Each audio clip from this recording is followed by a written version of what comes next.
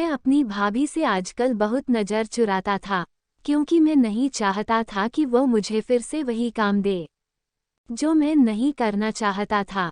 इसलिए मैं उनसे नज़रें चुराता था। घर से ऐसे निकलता था कि उन्हें पता ना चले कि मैं घर से बाहर जा रहा हूँ। लेकिन आज उन्होंने मुझे देख लिया और काम बता दिया। मैं वो काम नहीं करना चाहता था। मैं मोहल्ले की किराने की दुकान की तरफ जा रहा था। भाभी ने मुझसे कोई चीज़ मंगवाई थी जो मैं उनके लिए नहीं लाना चाहता था, क्योंकि दुकान वाला भी अब मेरा मजाक उड़ाने लगा था। लेकिन भाभी को मना कैसे करता। माँ ने भी कहा था कि भाई घर पर नहीं है, तो अगर भाभी कोई चीज़ मंगवाए तो मना मत करना। इसलिए मैं उनकी हर बात मानता था और इंतजार कर रहा था कि अब दुकान खुले। जैसे ही दुकानदार ने दुकान खोला तो मैं आगे ही खड़ा था और कहा, पैसे लो और एक बड़ी वाली मोमबत्ती दे दो जो सबसे मोटी होती है। दुकान वाला हंस पड़ा और कहने लगा, रोज इतनी सारी मोमबत्ती का क्या करते हो? तुम लोग तो अच्छे भले खानदान से हो, तुम्हारा भाई बाहर गया हुआ है, इन्वर्टर क्यों नहीं लगवा लेते? क्या आजकल के ज़माने में भी लाइट जाने के बाद मोमबत्ती जलाकर काम करते हो? ये सुनकर मुझे गुस्सा आ गया और मैंने दुकानदार से कहा, भाई मेरा सामान दे दो और काम भी है मुझे। मेरा उससे कहने का यह मतलब था कि तुम अपने काम से काम रखो, तुम्हारा काम है सामान बेचना। मैंने वह मोमबत्ती ली और घर वापस आ गया। भाभी पहले ही इंतजार में खड़ी थी। मेरी भाभी बहुत ही ज़्यादा खूबसूरत थी। उनका रंग सिर्फ सफ़ेद ही नहीं था बल्कि वह सुंदर भी थी। सब लोग हैरान रह गए थे कि यह इतनी खूबसूरत कैसे हैं। इतनी खूबसूरत तो फिल्म की हीरोइन भी नहीं होती, यही खूबसूरती थी जिसको देखकर मेरी माँ ने फौरन सोच लिया था कि अपने बेटे की शादी इसी के साथ करूंगी। शादी के 1 महीने बाद तक सारे खानदान वाले जो शादी में नहीं आ सकते थे वह बार बार हमारे घर आते रहे और मेरी भाभी को देखने के लिए हैरान होते रहे और भाभी से पूछते थे कि तुम्हारी कोई बहन है क्या? लेकिन भाभी इकलौती थी। भाभी ने मेरे हाथ में मोमबत्ती देखी तो बहुत ज़्यादा खुश हो गई। उन्होंने खुशी खुशी मेरे हाथ से मोमबत्ती ले ली और उसके अंदर से वह धागा निकालकर वहीं फेंक दिया और मोमबत्ती लिए अपने कमरे में चली गई। शाम हो चुकी थी। वह शाम के बाद कोई काम भी नहीं करती थी, अपने कमरे में अकेली बैठी रहती थी। माँ कहती थी कि शायद इसको गौरव बेटा फ़ोन करता होगा, विचारों की अभी अभी शादी हुई है और दोनों अलग हो गए। शादी पर बहुत ज़्यादा खर्च हो गया, इसलिए उसे वापस जाना ही पड़ा। लेकिन कोई बात नहीं, 1 साल में वापस आ जाएगा। मेरी बहू का दिल तो दुखता ही होगा। मेरी माँ मेरी भाभी पर फिदा थी। माँ को उनमें कोई भी गलती नज़र नहीं आती थी। ये बात बड़ी ही अजीब थी और अनोखी थी कि एक सांस होकर भी वह मेरी भाभी से इतना प्यार करती थी। मेरी भाभी भी सबके साथ अच्छे तरीके से रहती थी, लेकिन शाम होते ही वह कमरे में चली जाती थी। मैं इस बात पर हैरान था कि अगर मोमबत्ती को जलाकर रोशनी करने के लिए मंगवाया है तो फिर धागा क्यों निकाल दिया था? इसके बगैर तो वह जलेगी ही नहीं, तो फिर इसको मंगवाने का क्या फ़ायदा हुआ? मुझे कुछ समझ नहीं आ रही थी। मैं बड़ा परेशान रहता था। दुकान वाला मुझे ताने देता था। मैंने दूसरी दुकान पर जाने का सोचा, लेकिन दूसरी दुकान यहाँ से काफ़ी दूर था। इसमें मेरा वक्त बर्बाद होता था और मैं गर्मी में इतनी बार चक्कर नहीं लगा सकता था, इसलिए वही दुकान से सामान लेने लगा। लेकिन यह मोमबत्ती आजकल सस्ती कहाँ मिलती है। भाभी से पैसे मांगते हुए भी शर्म आती थी। जो मेरे पास पैसे थे वही खर्च कर रहा था और मुझे ये बात बिल्कुल भी अच्छी नहीं लग रही थी। माँ ने कहा कि अगर तुम्हें पैसे लेकर काम करना है तो फिर तुम्हारे से करवाने की क्या ज़रूरत है।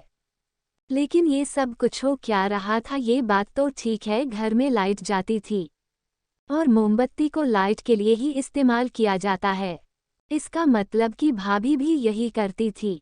मैं इसकी वजह से बहुत ज़्यादा तंग आ चुका था। मेरी जेब खाली हो रही थी और कुछ समझ नहीं आ रहा था। इसी बीच दीपावली भी आ गई थी और हम लोगों ने दीपावली भी गुजार ली। मैंने एक तरकीब निकाली। मैंने कुछ पैसे एडवांस देकर इन्वर्टर खरीद लिया और अपने घर लगा दिया। अब मुझे पूरा यकीन था कि इसके बाद भाभी मुझे मोमबत्ती लाने के लिए नहीं कहेगी, क्योंकि घर में इन्वर्टर लग गया है। घर वाले भी खुश हो गए। मम्मी ने मुझे कहा, तुमने अपने पैसों से घर की चीज़ मंगाई, तू भी अपने बड़े भाई की तरह ही है। वह भी अपने बारे में बाद में सोचता है, पहले हमारे बारे में सोचता है। तभी तो बेचारा इतनी जल्दी वापस चला गया। अभी तो उसकी शादी हुई थी, लेकिन उसकी बीवी बहुत अच्छी है, कभी कोई शिकायत नहीं करती। मुझे यकीन था कि अब भाभी भी मुझे वह काम नहीं देगी, लेकिन मैं तो हैरान रह गया जब अगले ही दिन भाभी ने मुझे पैसे दिए और कहा, मेरे लिए एक मोमबत्ती लेकर आना। कल भी तुम लेकर नहीं आए। मैंने कहा, भाभी अब आपको इसकी क्या ज़रूरत है, अब तो इन्वर्टर भी लग गया है। इस बात पर वह शांत हो गई। मुझे भाभी की बात माननी पड़ी, लेकिन मैं हैरान था कि अब तो मैंने इन्वर्टर भी लगवा दिया था, फिर भी वह मुझसे ये सब कुछ क्यों कह रही थी। खैर, जो मैं नहीं चाहता था मुझे वही करना पड़ा। एक दिन मैंने भाभी से पूछा कि इसका करती क्या हो आप, तो इस बात पर वह हंसने लगी और कहने लगी, मैं रात को खिड़की खोल दूंगी, तुम खुद ही देख लेना मैं इसका क्या करती हूँ। मैं हैरान रह गया था। मेरी भाभी बहुत ही ज़्यादा अजीब थी। मेरी भाभी उस दिन मुझसे अजीब किस्म की बातें कर रही थी। मैं ये बात अपनी माँ को भी नहीं बता सकता था। एक दिन भाई का फ़ोन आया और वह माँ से कह रहा था कि लगता है आप लोग ने मेरी बीवी को बहुत ज़्यादा प्यार से रखा हुआ है। उसको मेरा कोई ख्याल ही नहीं, मुझे फ़ोन नहीं करती, मुझसे बात नहीं करती है। पर मैंने कहा, वह तो शाम को सारे काम वगैरह ख़त्म कर देती है और कहती है कि मैं रूम में जा रही हूँ तुमसे बात करने के लिए, क्योंकि इस टाइम वहाँ पर सुबह का वक्त होता है। मैं उसको तंग नहीं करती कि तुमसे बात करती होगी, तुम यहाँ पर रहते नहीं हो तो बात करके ही गुजारा हो सकता है। मेरा भाई इस बात पर हैरान था। उसने कहा, नहीं ऐसा कुछ नहीं है, हम लोग बात तो करते हैं लेकिन इतना वक्त नहीं देती। मेरे भाई ने भी शायद उसकी इज्जत रख ली थी और बात को घुमा दिया था। मेरी माँ को भी शक होने लगा था। मेरी माँ ने उसके बाद से मेरी भाभी को रात का खाना बनाने का काम दे दिया करती और कहती, रात का सारा खाना तुम्हें बनाना है। खाना बनाने का यह मतलब था कि उसे खाना बनाना था, सबके लिए खाना तैयार करना था और उसके बाद खाने के बर्तन भी धोने थे, जिसमें वक्त काफ़ी लग जाता था। रात के 10 बजे तो बज ही जाते थे। हमारे घर में खाना देर से खाया जाता था। भाभी ने 2 दिन तो ये काम किया, उसके बाद वह परेशान हो उन्होंने कहा, मैं ये काम नहीं करूँगी। एक तो मेरे पति को बाहर भेज दिया।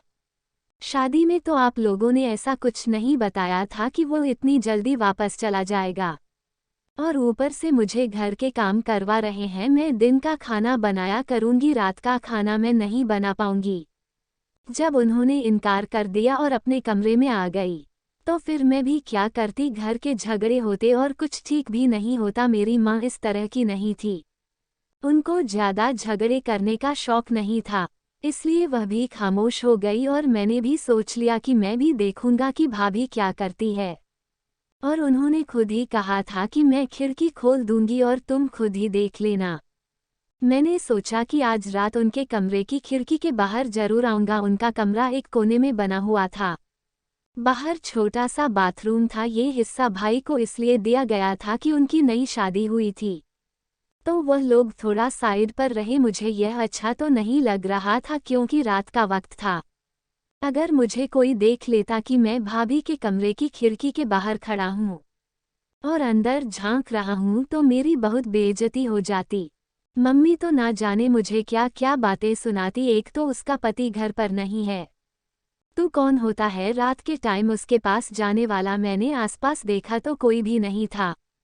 फिर जब मैं खिड़की के पास गया तो खिड़की बंद थी, लेकिन अंदर से अजीबोगरीब आवाज़ आ रही थी। ऐसा लग रहा था कि भाभी को दर्द हो रहा है। मैं हैरान था कि भाभी ऐसा क्या कर रही है। वो तो कह रही थी कि दरवाज़ा खोल देगी, लेकिन उन्होंने दरवाज़ा नहीं खोला और मैं वहाँ से चला गया। सुबह मैंने भाभी से कहा, आपने खिड़की क्यों नहीं खोली? तो उसने कहा, अच्छा तुम देखने चले आए, मैं तो मजाक कर रही थी।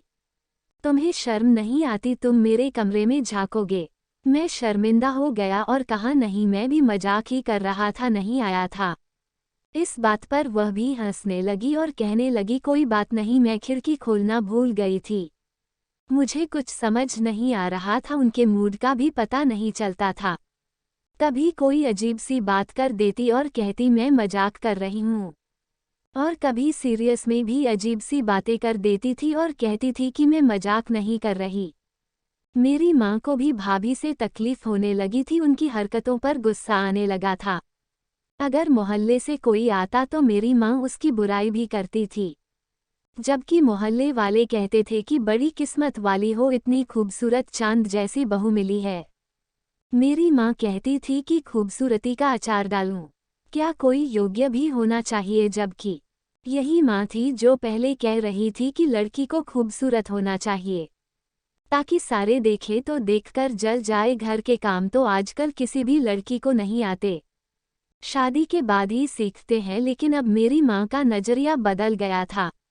भाभी की कोई बहन तो नहीं थी, लेकिन उनके रिलेशन की एक लड़की थी, उनकी तरह ही खूबसूरत थी। मेरी माँ पहले कहती थी कि उसका रिश्ता मेरे लिए करना है, लेकिन अब मेरी माँ ने इनकार कर दिया था, और मुझे भी कोई शौक नहीं था। अगर भाभी ऐसी थी तो वो लड़की भी ऐसे ही होती, और मैं ऐसी औरतों के साथ जिंदगी नहीं गुजार सकता था।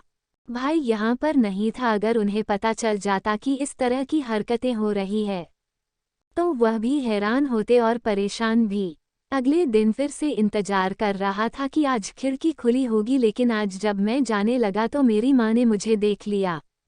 उन्होंने कहा इस तरह किधर जा रहा है। मैंने कहा कि वो मेरे दोस्त का फोन आया है तो मैं आंगन में जा रहा हूँ। मेरी माँ ने कहा वहाँ ही बात करनी है क्या, अपने कमरे में बैठकर बात कर ले, ऐसी कौन सी बात है। उन्होंने तो मुझे डांटना शुरू कर दिया। खैर मैं माँ के सामने वापस कमरे में आ गया, लेकिन थोड़ी देर बाद फिर से चला गया। जब मुझे यकीन हो गया कि मेरी माँ सो गई है, लेकिन इस बार फिर से खिड़की बंद थी और वही आवाज़ आ रही थी। अब मैंने गौर से सुना, वह ऐसी आवाज़ें थी जैसे कि भाभी तकलीफ में है। क्या वह भाई की याद में रो रही थी? लेकिन वैसे तो उनकी हरकतों से ऐसा नहीं लगता था कि उनको भाई की याद आती है। भाई कहते थे कि यह मुझसे ठीक से बात भी नहीं करती, आप लोगों ने इसको कामों में तो नहीं लगा रखा है। लेकिन ऐसा तो कुछ भी नहीं था, फिर आवाज़ें क्यों आ रहे थे? आज मैं बड़ा परेशान हो गया। अगले दिन मैंने भाभी से कोई उसके बारे में जिक्र नहीं किया। वह शायद मेरे साथ मजाक कर रहे थे। रोज कहती थी कि मैं खिड़की खोल दूंगी, लेकिन खिड़की खुलती नहीं थी और मैं चोरों की तरह जाता था। मुझे टेंशन अलग होती थी, पर आज मैंने भी मज़ेदार दिया था, इसलिए मैंने सोच लिया था कि मैं ये सब कुछ अपने दिमाग से निकाल दूंगा। वैसे भी मुझे उनकी जिंदगी में बोलने की ज़रूरत नहीं थी, लेकिन दूसरी तरफ वह चीज़ें भी मुझसे मंगवाती थी।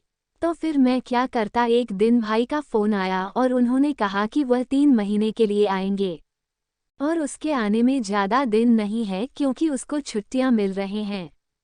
जिस शहर में वह काम करता है वहाँ के हालात खराब है, उसको जल्द वापस भेज दिया जाएगा और वह 3 महीने के लिए यही रहेगा। ये बात सुनकर हम सब खुश हो गए, लेकिन भाभी की शक्ल देखकर ऐसा लगता था कि वो बहुत ज़्यादा परेशान हो गई थी। उनके चेहरे पर बिल्कुल भी खुशी नहीं थी। उन्होंने कहा कि ऐसी अफवाह है, आ रहे हैं, कुछ भी नहीं होगा, छुट्टियां नहीं मिलेगी, उधर ही काम करेंगे, और काम नहीं करेंगे तो पैसे कहाँ से आएंगे।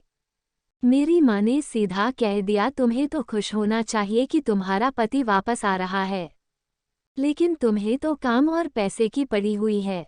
तो मेरी भाभी मैं उल्टा जवाब दिया और कहा कि पैसे नहीं आएंगे तो ये घर कैसे चलेगा। आपका ये बेटा तो कोई काम करता नहीं, जबकि मैं घर में बच्चों को ट्यूशन पढ़ाने जाता था। वैसे भी मेरी पढ़ाई चल रही थी, मुझे काम करने की क्या ज़रूरत थी। पापा की पेंशन आती थी और भाई भी तो सारा घर चलाते थे। माँ कुछ बोलने लगी, लेकिन मैंने माँ को चुप करवा दिया। मैंने कहा वह अपना रंग दिखा रही है और इस तरह घर का माहौल खराब होगा और आपका भी ब्लड प्रेशर बढ़ जाएगा। मैं अपने कमरे में चला गया। मैं खुश था कि उन्होंने मेरी बात मान ली और वह शांत हो गई। मैं नहीं चाहता था कि घर में कोई बवाल हो। मेरी भाभी छोटी छोटी बातों पर ताने देने लगी थी।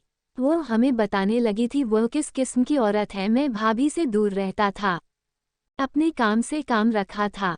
जब वह मुझसे कुछ मांगती तो लेकर दे देता था। एक दिन मैं अपना फ़ोन लेकर उनके कमरे के पास से गुजर रहा था, रात का वक्त था। जब उन्होंने मुझे इशारा किया और मैं कमरे के अंदर चला गया।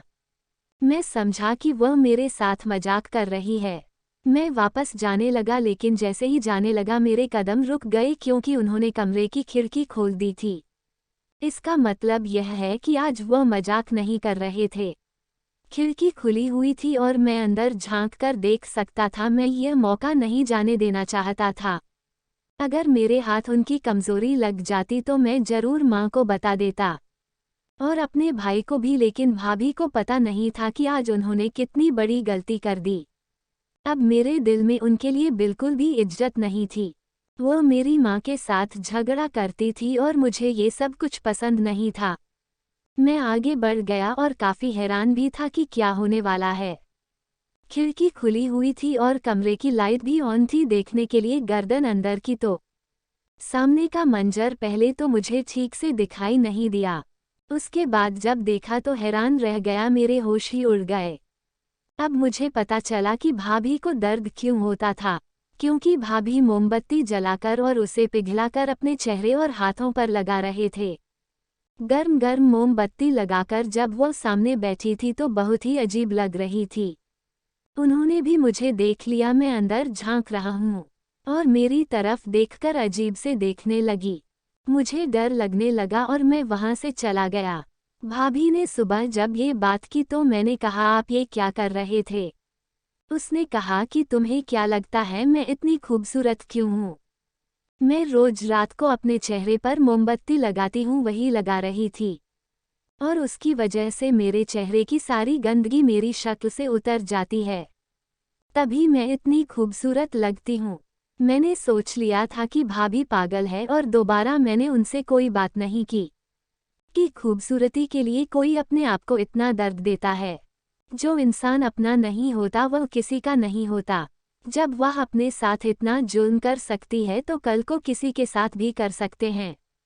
मैंने यह बात किसी को भी नहीं बताई। भाई 3 महीने के लिए वापस आ गया। भाई और भाभी रोज झगड़ा करते थे और शायद भाई को उनके किसी पुराने चक्कर के बारे में भी पता चल गया था। आजकल वो बहुत झगड़ते थे। पहले तो हमने आवाज़ सुनते थे, फिर उनके झगड़े कमरे से बाहर आ गए। भाई ने कहना शुरू कर दिया, मैं इस लड़की के साथ नहीं रहूंगा, यह पागल है, इसका दिमाग खराब है। इस तरह बात चलते चलते डाइवोर्स तक चली गई। हम लोगों ने फिर भी कोशिश की किसी का घर खराब ना हो। भाई को बहुत समझाया, पापा ने भी समझाया, लेकिन भाभी अचानक अपने घर चले गए और वापस आने से इनकार कर रही थी। हम लोग उनको फिर भी समझाते रहे, लेकिन वह ना माने और कुछ दिन के बाद उनकी तरफ से कोर्ट का ऑर्डर आ गया। वह मेरे भाई से डिवोर्स लेना चाहती थी।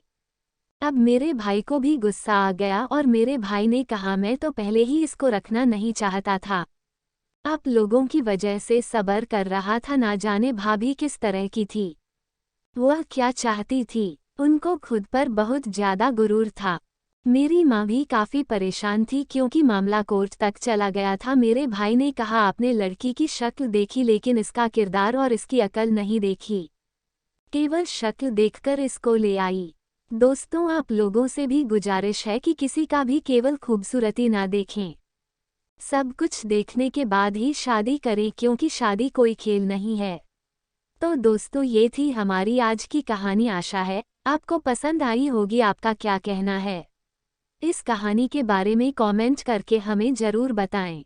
वीडियो को लाइक करके चैनल को सब्सक्राइब कर लीजिए और साथ में घंटी को दबाकर ऑल पर सेट कर ले, ताकि आने वाली वीडियो आपको तुरंत मिल सके। मुझे दीजिए इजाज़त, मिलते हैं फिर एक नई कहानी के साथ। तब तक के लिए धन्यवाद।